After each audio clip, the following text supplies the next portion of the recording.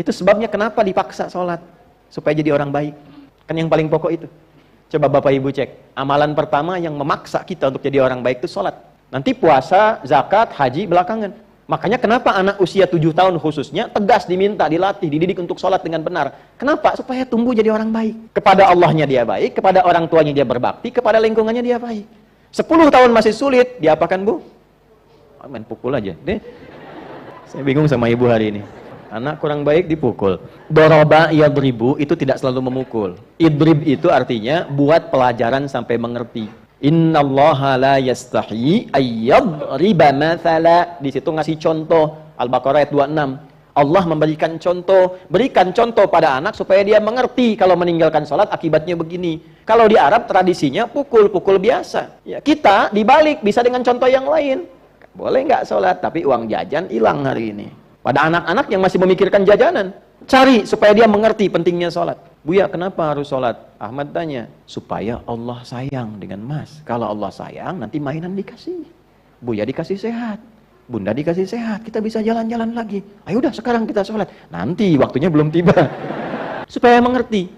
Nah, itulah di awal itu sejak TK itu sholat. Supaya jadi anak baik. Alhamdulillah di Indonesia ini sudah advance, TK sudah manasik. Betul ya? Gak apa-apa, gak salah, tidak salah ya. Cuma sholatnya diperbaiki. Nah, kalau sudah demikian, terbentuklah sifat baik yang muncul dari iman.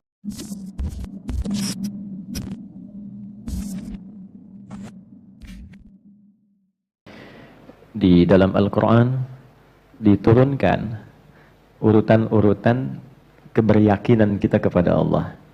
Dari mulai Islam, kemudian di dalamnya ada iman, lantas mengalami peningkatan menjadi sifat takwa.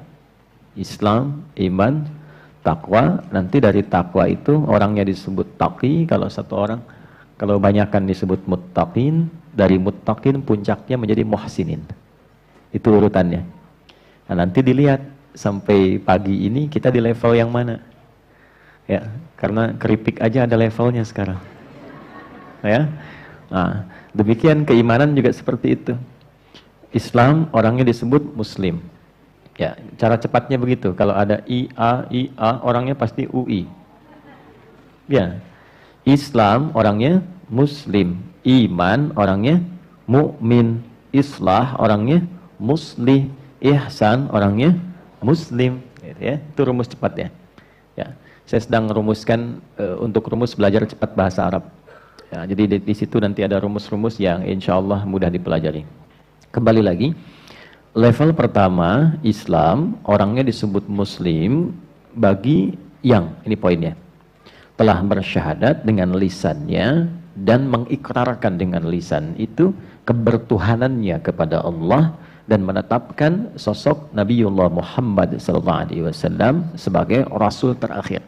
Maka ia mengatakan asyhadu an la ilaha illallah wa asyhadu anna Muhammadan Rasulullah. Nah, itu adalah standar syarat pertama seseorang dinyatakan sebagai muslim. Mengikrarkan diri, berkomitmen untuk mengislamkan dirinya. Maka disebut apa? Muslim. Diucapkan dengan lisan, menjadi iman ketika lisan itu meneruskan konfirmasi syahadatain itu ke dalam hati, ke qalbu.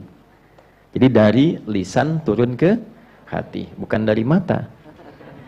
Ya, sekarang kan banyak yang dari mata turun ke hati. Nah, Islam menjadi iman itu dari lisan turun ke hati. Tasdiqun bil qalbi.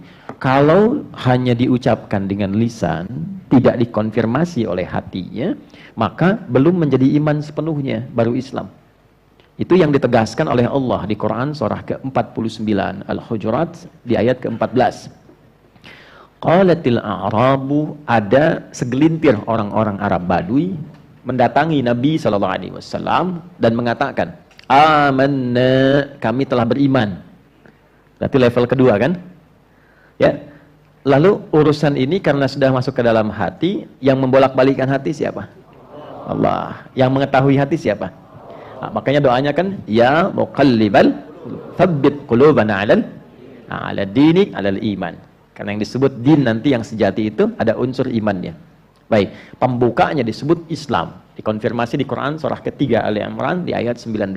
Inna dina indallahil Islam. Maka dikatakan di pokok pilar Islam yang 5 itu, perkara pertamanya syahadatain, asyhadu an la ilaha wa asyhadu anna Muhammadan. Nah, pilar ini kalau ingin kokoh mesti dinaikkan levelnya ke level pilar iman. Maka nanti dicek sumbernya di mana? Di hatinya.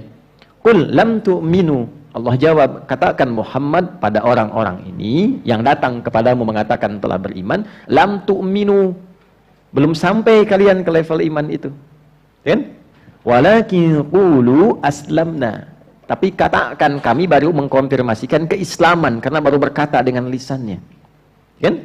Walamma yadkhulul imanu fi qulubikum. Sementara iman yang dikatakan di lisan itu belum sampai ke hatinya. Awas, hati-hati nih. Belum sampai ke mana? Ke dalam hati. Karena nanti beda antara aktivitas lisan dengan keyakinan dan perilaku hati itu akan berbeda. Tidak sama. Saya tanya ibu, cinta di lisan dengan cinta di hati dalam mana? Jangan ketawa. Dalam yang sampai ke hati ya. Kasih sayang kepada anak itu ya dalam lisan ataukah di hati? Di hati. Karena yang kalau sudah sampai ke hati, semua organ akan dibimbing untuk berperilaku.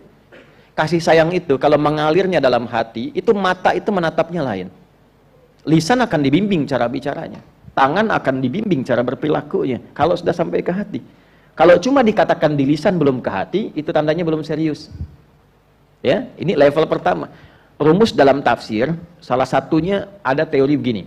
Jika disebutkan di dalam Al-Quran, satu gelar, kelompok, atau keadaan, yang tidak menyebutkan langsung detil tokohnya. Siapa ia, kapan kejadiannya, ini menunjukkan peristiwa itu akan terjadi